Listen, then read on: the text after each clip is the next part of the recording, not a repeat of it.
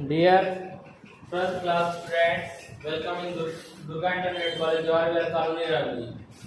आप सभी को आज के इस वीडियो के माध्यम से जो कल एक वीडियो आपको बना के भेजी गई थी, देखा होगा आप सभी लोगों ने, तो उसी के आगे उसी में आपको बताने जा रहे हैं। जैसे केमिकल प्रॉपर्टी आपको बताई गई हैं, तो उन केमिकल प्रॉपर्टी में कैसे आप केमिकल प्रॉपर्टी के बारे में जानेंगे, केमिकल प्रॉपर्टी में क्या करेंगे क्या नहीं करेंगे, इन सभी विषयों पर हम आज आपको बताएंगे। ठीक है, एकदम सिंपल सा है स्टूडेंट, अगर ध्यान दोगे तो आपको कहीं पर दिक्कत नहीं आएगी। एल्किल हैलाइड आप समझ ही रहे हैं, एल्किल हैलाइड RH होता है आपका, जहां पर R जो होता है वो आपका single bond CH3, single bond C2H5, single bond C3H7 etc। And single bond X जो होता है single bond F, single bond Cl, single bond Br, single bond I।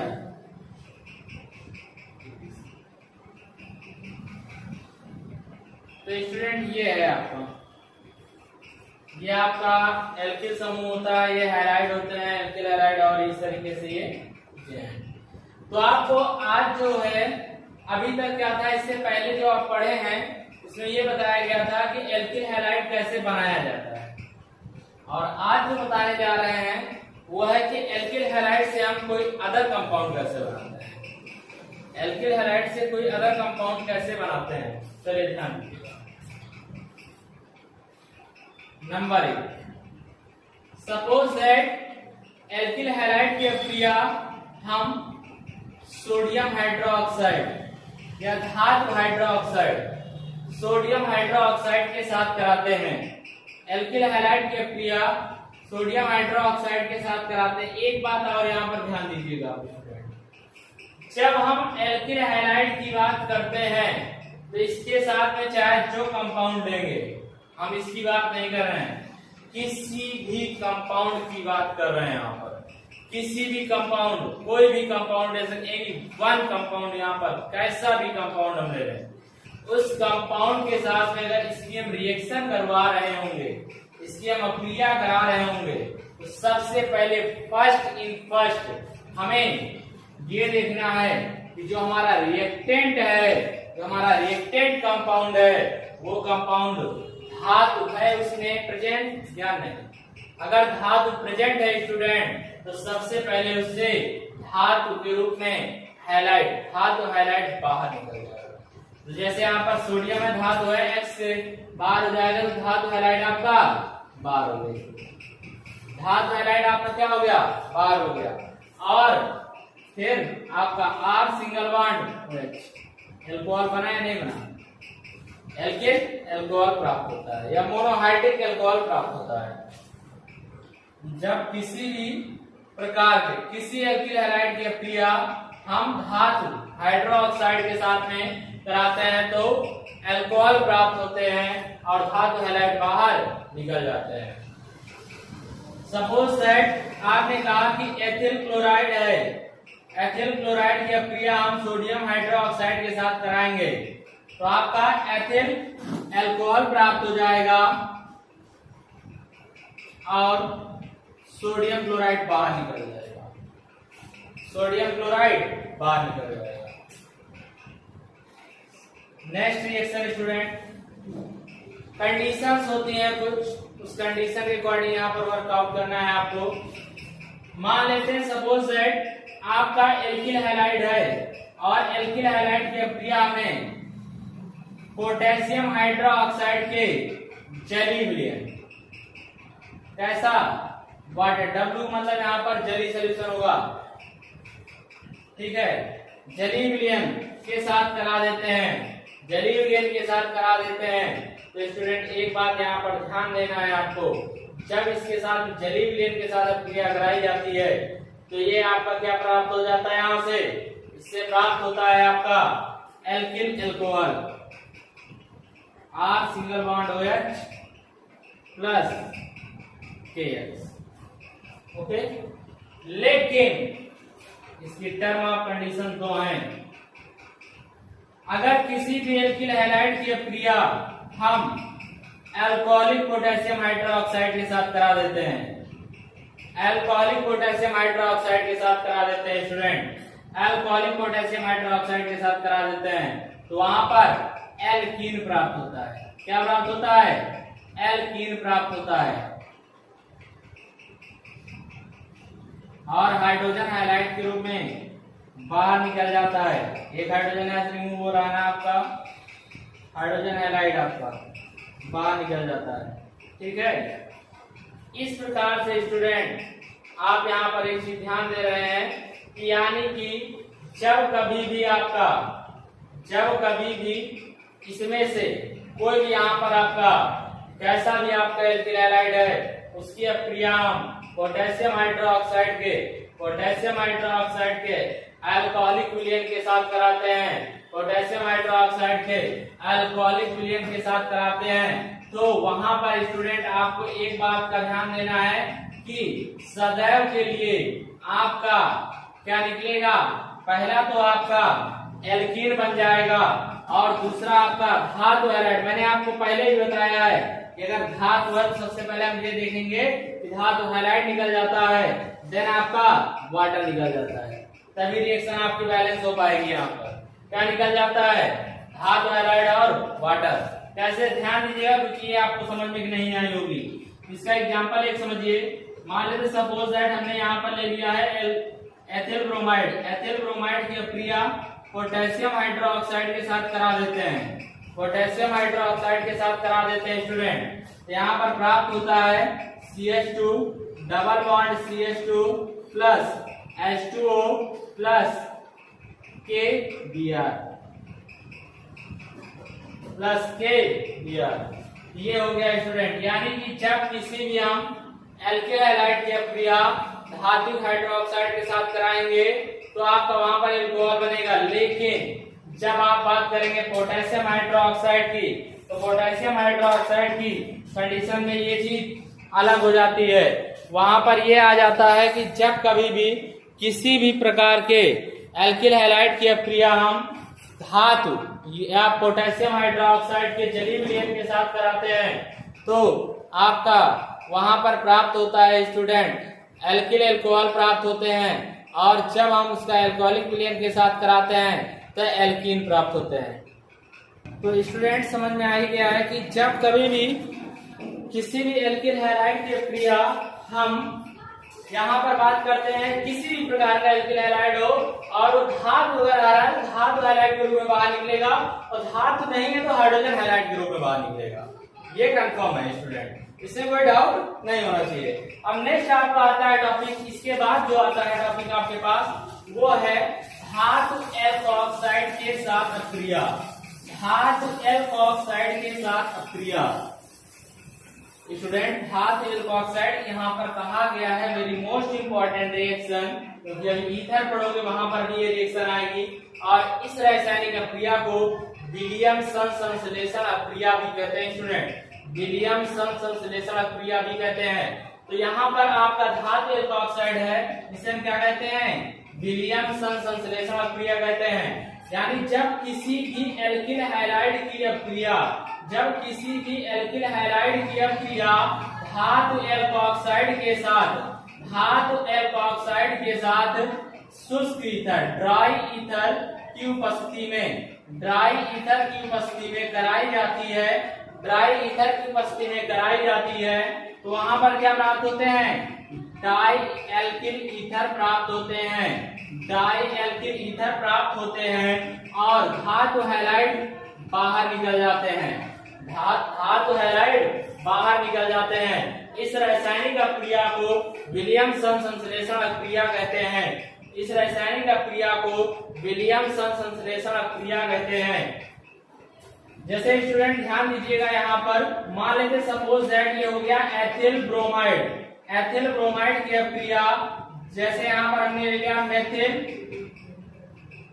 या यहाँ पर हमने ले लिया C2H5ONA, यानी सोडियम एथॉक्साइड के साथ कराते हैं।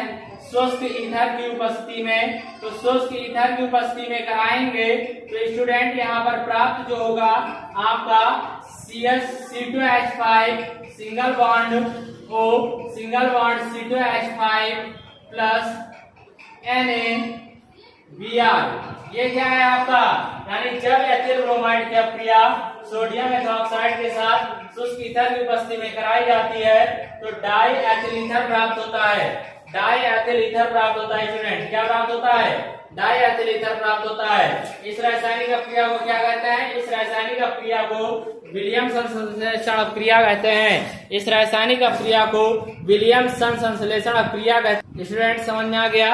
अब इसके बाद नेक्स्ट जो आता है टॉपिक आपका, इसके बाद नेक्स्ट टॉपिक आता है आपका सिल्वर साइनाइड, यानी जब किसी भी एल्किल हैलाइड की अपक्रिया सिल्वर साइनाइड के साथ कराते हैं, सिल्वर साइनाइड के साथ, ये एक ऐसा साइनाइड है, धात्विक साइनाइड है, अगर किसी के साथ में रिएक्शन करता है तो ये साइनाइड का साइनाइड में नहीं आइसोसाइनाइड में कन्वर्ट कर देता है। किसमें कन्वर्ट कर देता है, आइसोसाइनाइड में स्टूडेंट कन्वर्ट कर देता है। यानी जब किसी एल्किल हैलाइड की अपक्रिया सिल्वर साइनाइड के साथ कराई जाती है तो एल्किल आइसोसाइनाइड प्राप्त होता है, एल्किल आइसोसाइनाइड प्राप्त होता है और सिल्वर हैलाइड धातु हैलाइड के रूप में बाहर निकल जाता है। स्टूडेंट देखिए वही चीज आ रही है जो हमने पहले बताई है आपको। यानी कि यहाँ पर एक बात और ध्यान देना है आपको, अगर हमने यहाँ पर ले लिया एथिल क्लोराइड, एथिल क्लोराइड की अपक्रिया सिल्वर साइनाइड के साथ करा देते हैं तो आपका प्राप्त होगा C2H5NC प्लस AgCl।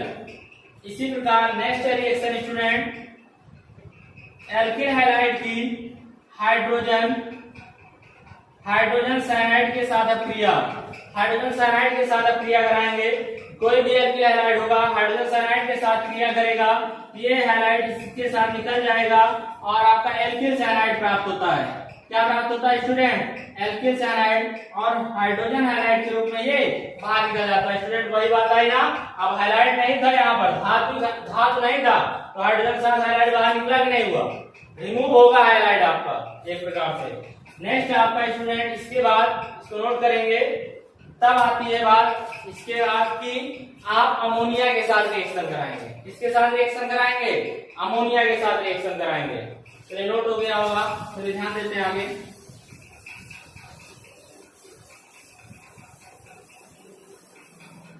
अमोनिया के साथ अपक्रिया, यानी जब किसी भी एल्किल हैलाइड की अपक्रिया अमोनिया के साथ कराई जाती है, किसके साथ कराए जा रहे हैं रिएक्शन, आप अमोनिया के साथ कराई जाती है तो आपका प्राथमिक एमीन प्राप्त होते हैं। क्या प्राप्त होते हैं, प्राथमिक एमीन या एल्किल एमीन प्राप्त होते हैं तथा हाइड्रोजन हैलाइड के रूप में बाहर निकल जाते हैं। वैसे सिचुएशन यहाँ पर भी आई है आपके सामने कि यहाँ पर क्या था, आपका धातु नहीं था इसलिए हाइड्रोजन हैलाइड बाहर निकला है। मान लेते हैं यहाँ पर हमने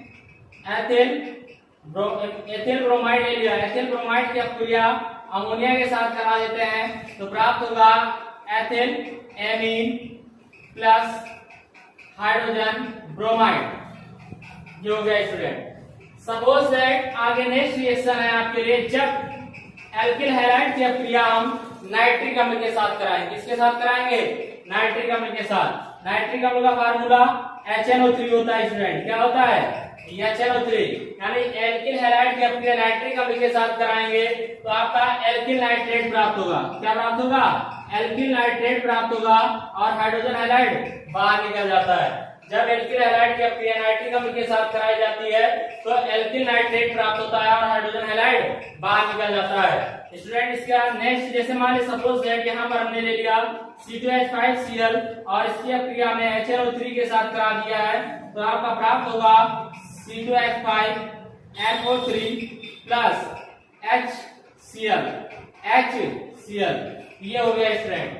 नेक्स्ट आपका नाइट्रस अम्ल के साथ अपक्रिया, जब किसी एल्किल हैलाइड की अपक्रिया नाइट्रस अम्ल HNO2 के साथ में कराई जाए, किसके साथ में, HNO2 के साथ में कराई जाती है तो वहां पर क्या प्राप्त होता है, एल्किल नाइट्राइड प्राप्त होता है। क्या प्राप्त होता है, एल्किल नाइट्राइड प्राप्त होता है और हाइड्रोजन हैलाइड बाहर निकल जाता है। एल्किल नाइट्राइड प्राप्त होता है और हाइड्रोजन हैलाइड बाहर निकल जाता है। और जैसे मान सपोज दैट हमने यहाँ पर ले लिया C2H5Cl प्लस यह CnO2 और इसकी अक्रिया कराएंगे, यहाँ पर बनेगा C2H5NO2 प्लस HCl। ये आपकी रिएक्शन हो गई स्टूडेंट। ये क्या हो गई आपकी journal chemical property. Journal chemical property. अब जर्नल केमिकल प्रॉपर्टी में आप एक और है आपका पोटेशियम हाइड्रोजन सल्फाइड कहते हो, जिसको हम एल्किल हैलाइड मर्कैप्टन भी कहते हैं। एल्किल हैलाइड मर्कैप्टन, लेकिन इतनी और डायरेक्शन नहीं आएगी, ठीक है, इतनी और डायरेक्शन पेपर में नहीं आएगी। इस चीज को आप दिमाग में ज्यादा भ्रमित ना हो। अगर हम यहाँ पर सिल्वर नाइट्रेट के साथ क्रिया करा देंगे तो एल्किल नाइट्रेट प्राप्त हो जाएगा। सिल्वर नाइट्राइट ले लेंगे तो एल्किल नाइट्राइट प्राप्त हो जाएगा। इस प्रकार से ये रिएक्शन हो गई आपकी कंप्लीट। कौन सी? ये आपका लेसन में कंप्लीट हुआ है कि एल्किल हैलाइड की सामान्य रासायनिक गुण और सामान्य रासायनिक गुण के साथ में आगे भी आपको बताया जा रहा है। तो ये बात हुई स्टूडेंट। अब इसके आगे आपको सम रिएक्शंस और हम बताने जा रहे हैं, जो कि अगर इनको नहीं बताएंगे तो आपका नुकसान कहीं ना कहीं तो होगा ही होगा। तो ध्यान दीजिएगा इस चीज को। जैसे कि मान लेते हैं एल्किल हैलाइड की क्रिया हमने अभी एक यहाँ पर क्रियात्मक समूह नहीं यूज किया है, वो है मोनोकार्बोक्सिलिक अम्ल। तो मोनोकार्बोक्सिलिक अम्ल के साथ में डायरेक्ट एल्किल हैलाइड क्रिया नहीं देता है, तो मोनोकार्बोक्सिलिक अम्ल के जो लवण होते हैं, मोनोकार्बोक्सिलिक अम्ल के जो सिल्वर लवण होते हैं, जैसे R सिंगल बॉन्ड COOAG, ये क्या है? मोनोकार्बोक्सिलिक अम्ल का सिल्वर लवण है। और इसकी क्रिया जब हम एल्किल हैलाइड के साथ कराते हैं, एल्किल हैलाइड के साथ कराते हैं, तो यहाँ पर एक प्रकार का गठन होगा और प्राप्त क्या होगा? आपका एस्टर प्राप्त होते हैं। R single bond COO single bond R ester प्राप्त होते हैं तथा धातु हैलाइड के रूप में सिल्वर हैलाइड बाहर निकल जाता है स्टूडेंट। धातु हैलाइड के रूप में सिल्वर हैलाइड बाहर निकल जाता है। एक रिएक्शन ये हो गई। सपोज दैट हमने यहाँ पर ले लिया CH3COOAG यानी सिल्वर एसीटेट, और इसकी क्रिया हमने करा दिया है C2H5 Br के साथ में। तो यहाँ पर प्राप्त क्या होगा?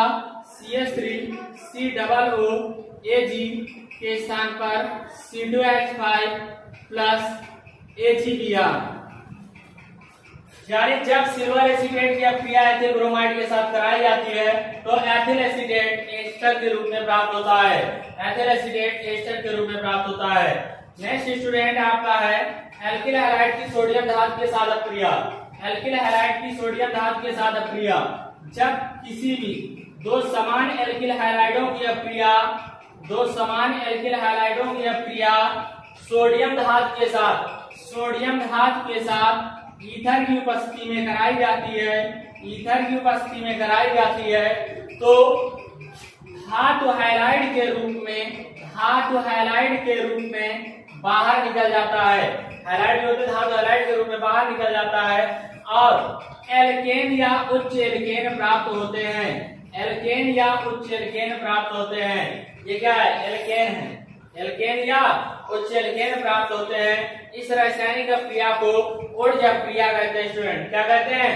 ऊर्जा क्रिया कहते हैं। हाई स्कूल में पढ़ के आए, फर्स्ट ईयर में पढ़ा है। इस रासायनिक क्रिया क्या कहते हैं स्टूडेंट? ऊर्जा क्रिया कहते हैं। यानी कि जब किसी भी एल्किल हैलाइड की क्रिया सोडियम धातु के साथ ईथर की उपस्थिति में कराई जाए, शुष्क ईथर की उपस्थिति में कराई जाएगी, तो आपका एल्केन या उच्च एल्केन प्राप्त होते हैं। इस रासायनिक क्रिया को ऊर्जा क्रिया कहते हैं। इस रासायनिक क्रिया क्या कहते हैं? ऊर्जा क्रिया कहते हैं। फॉर एग्जाम्पल जैसे मान लेते हैं यहाँ पर हमने ले लिया है CH3Cl प्लस 2Na और फिर CH3Cl।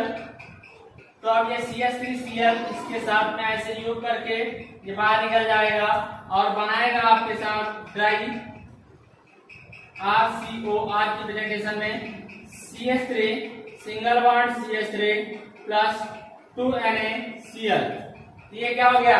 एथेन हो गया। तो एल्केन ही तो हुआ आपका।